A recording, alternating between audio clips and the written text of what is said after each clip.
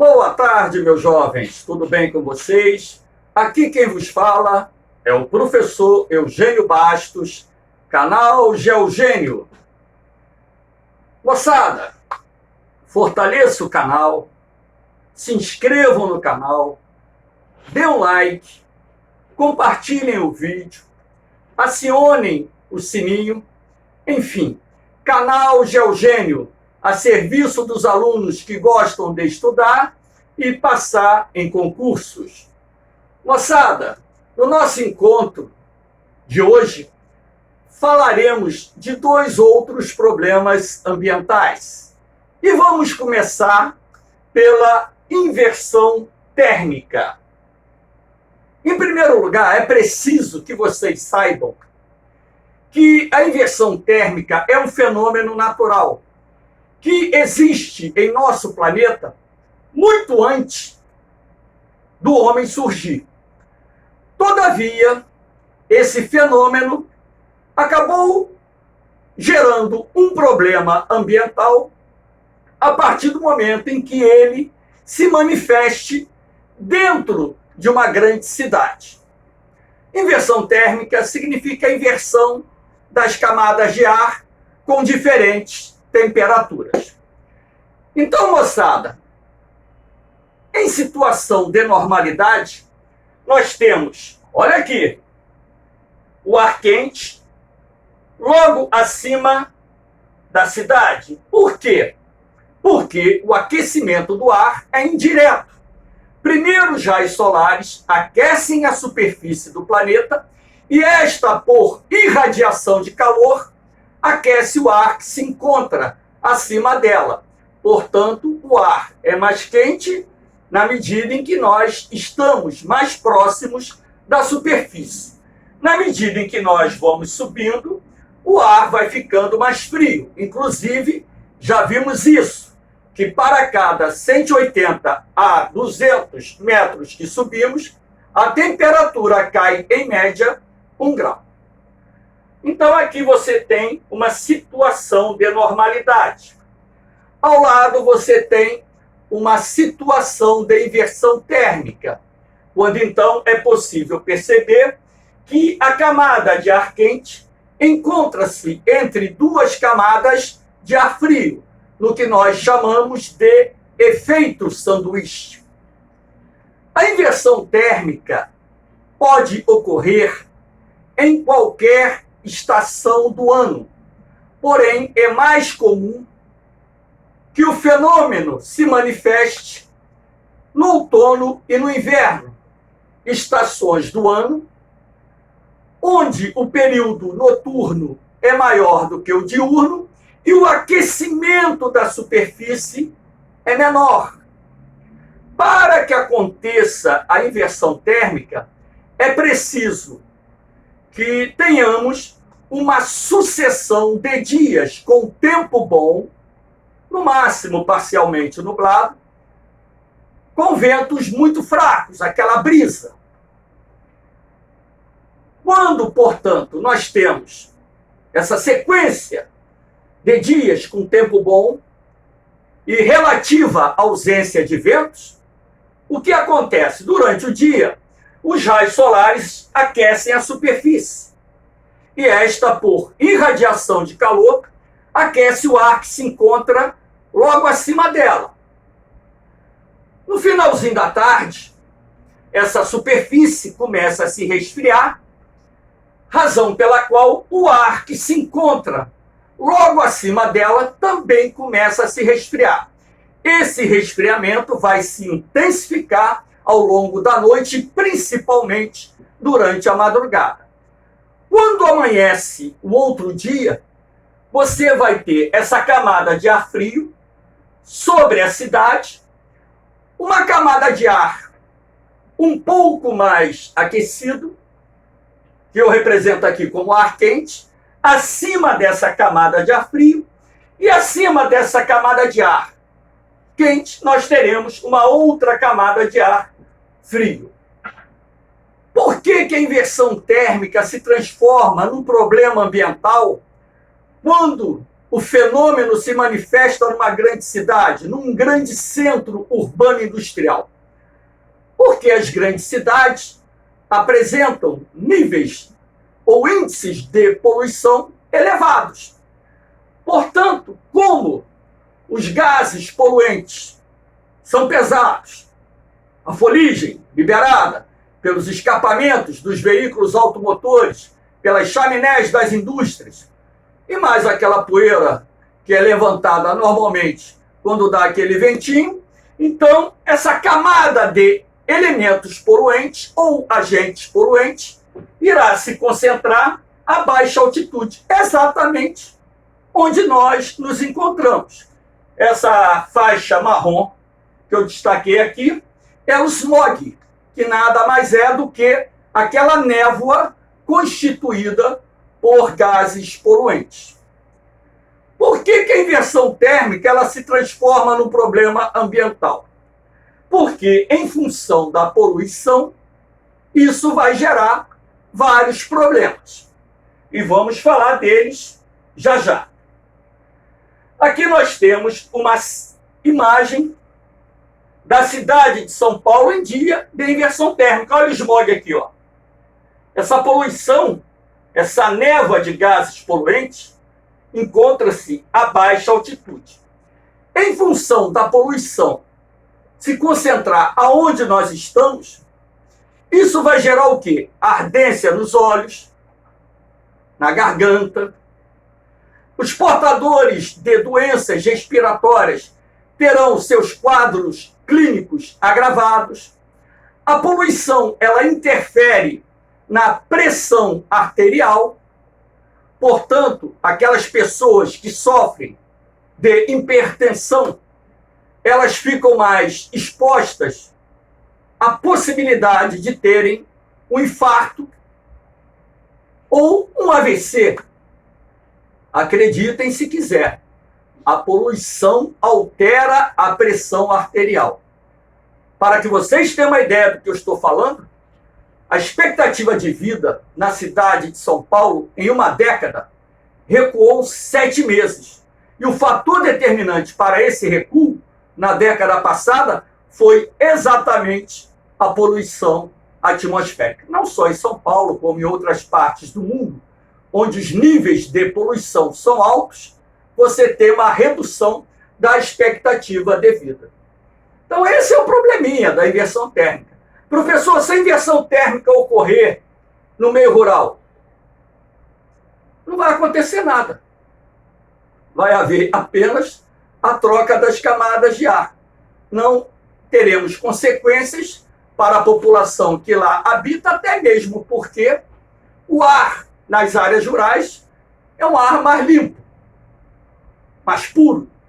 Portanto, não vai gerar nenhum tipo de problema para a saúde das pessoas que residem nessas áreas, ok? Aqui nós temos o segundo problema ambiental, a chuva ácida. Moçada, a chuva ácida existe no nosso planeta muito antes do surgimento do homem. De acordo com os cientistas, as primeiras chuvas que ocorreram aqui na Terra eram muito mais ácidas do que as piores chuvas ácidas da atualidade. Até mesmo porque a nossa atmosfera no passado não possuía a mesma composição no que diz respeito à distribuição percentual de gases que apresenta hoje. A chuva ácida natural ainda ocorre? Claro. Os vulcões liberam para a atmosfera gases. O enxofre, por exemplo. O enxofre, quando encontra-se com uma nuvem de chuva, no seu interior vai se processar uma reação química que dará origem à chuva ácida. Portanto, a chuva ácida natural, ela ainda acontece no planeta. Porém, a chuva ácida também hoje tem a contribuição antrópica, a contribuição do homem. Por quê? A partir da primeira revolução industrial, o homem começou a utilizar de forma crescente combustíveis fósseis, inicialmente o carvão mineral e, a partir da segunda revolução industrial, o petróleo. E a queima desses combustíveis fósseis lança na atmosfera óxidos de nitrogênio, óxidos de enxofre, dióxido de carbono e por aí vai. Então, o que acontece? Na medida em que esses gases poluentes entram em contato com as nuvens de chuva, se processa ali uma reação química que dará origem à chuva ácida. Nós temos o ácido carbônico, o ácido sulfúrico, o ácido nitroso, por exemplo, como elementos resultantes das chuvas ácidas que ocorrem em função da poluição atmosférica.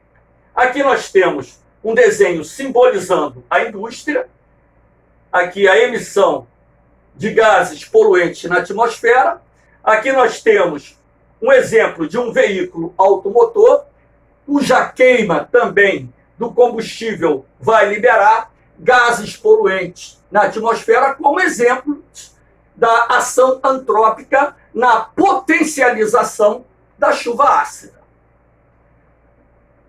Professor, onde ocorre a chuva ácida? A chuva ácida é mais comum nos países mais industrializados, nos grandes centros urbanos industriais do mundo. Por exemplo, aqui o Nordeste dos Estados Unidos e o Sudeste do Canadá. Aqui na região Nordeste dos Estados Unidos e na região dos Grandes Lagos, nós temos o Manufacturing Belt, o cinturão da indústria. E o Sudeste do Canadá é a região mais industrializada do país. Portanto, aqui as emissões de gases poluentes são elevadas, razão pela qual é a área do território localizado na América do Norte mais exposta ao fenômeno da chuva ácida. Nós temos aqui a Europa centro-ocidental e Europa oriental, também como importante área do planeta onde ocorrem chuvas ácidas, até mesmo porque ali nós temos uma reunião de países industrializados muito grande. Também na Europa Oriental nós temos a questão da Rússia, que é um dos países industrializados do mundo, que utiliza muito carvão mineral e muito petróleo. No leste da Ásia, principalmente na China e em menor escala no Japão, nós temos também elevada emissão de gases poluentes. Portanto, a China é um dos países que, inclusive, mais são sacrificados pelo efeito da chuva ácida. O norte da Índia, China e Índia, são dois países que utilizam muito carvão mineral nas suas matrizes energéticas. Portanto, a queima do carvão mineral libera enxofre, libera muitos gases poluentes, além do enxofre, claro, para a atmosfera. E, em razão disso, nós temos, nesses países que utilizam muito carvão mineral, uma intensidade de chuva ácida muito elevada. Aqui na América do Sul, a nossa região sudeste, sobretudo o estado de São Paulo, que é o estado mais industrializado do Brasil.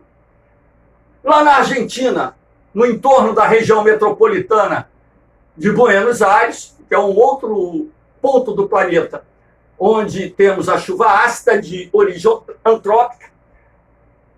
A região do Planalto Central mexicano, onde se encontra a cidade do México, é uma outra área bem exposta aos efeitos da chuva ácida.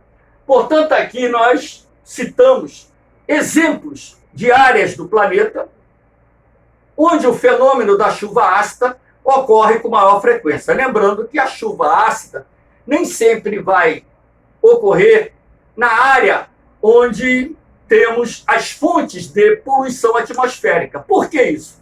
Porque o vento leva os gases poluentes para outras áreas, até mesmo para outros países. Isso acaba gerando alguns probleminhas de relacionamento entre países, ou seja, queixas.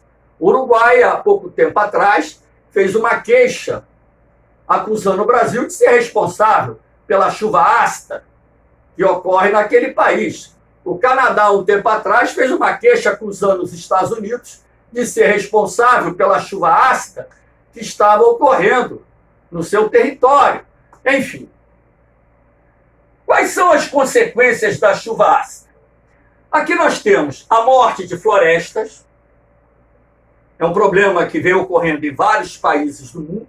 A morte prematura das árvores, como vocês podem ver aqui, ó. Até mesmo aqui no Brasil, na década de 1980, parte da Mata Atlântica, no município de Cubatão, estava morrendo em função da chuva ácida. Naquela época, a cidade de Cubatão tinha uma qualidade de ar muito ruim, em função da elevada poluição atmosférica existente naquele município, que resultava da presença da COSIPA, a Companhia Siderúrgica Paulista, e também de indústrias químicas naquela região.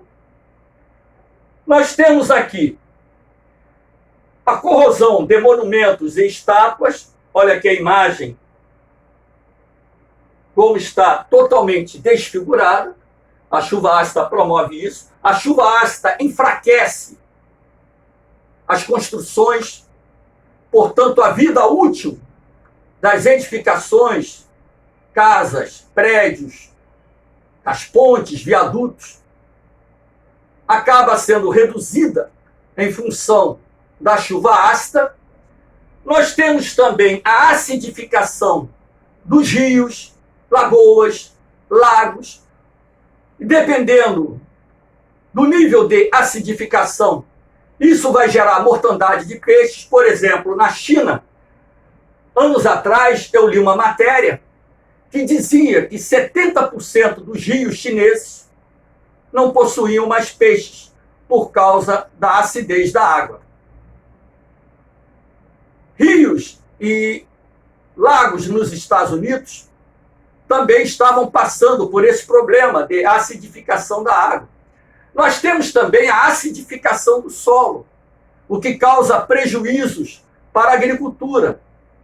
Porém, os produtores rurais podem fazer a correção dos solos acidificados através da introdução do pó de calcário, numa técnica conhecida como calagem.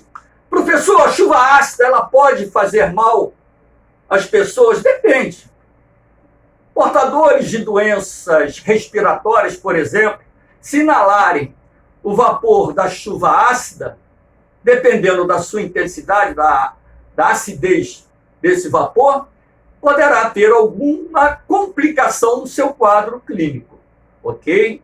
Então, a chuva ácida é um dos problemas ambientais que ocorrem no planeta, lembrando que este problema tem sua causa natural e tem também a contribuição da ação antrópica. Moçada, espero que vocês tenham gostado da aula. Dê aquele like, compartilhe o vídeo, se inscrevam no canal, acessem o sininho e não se esqueçam que o canal Geogênio está a serviço dos alunos que gostam de estudar e passar em concursos. Valeu, moçada! Um abração para todos, um beijão no coração e até daqui a pouco. Fui!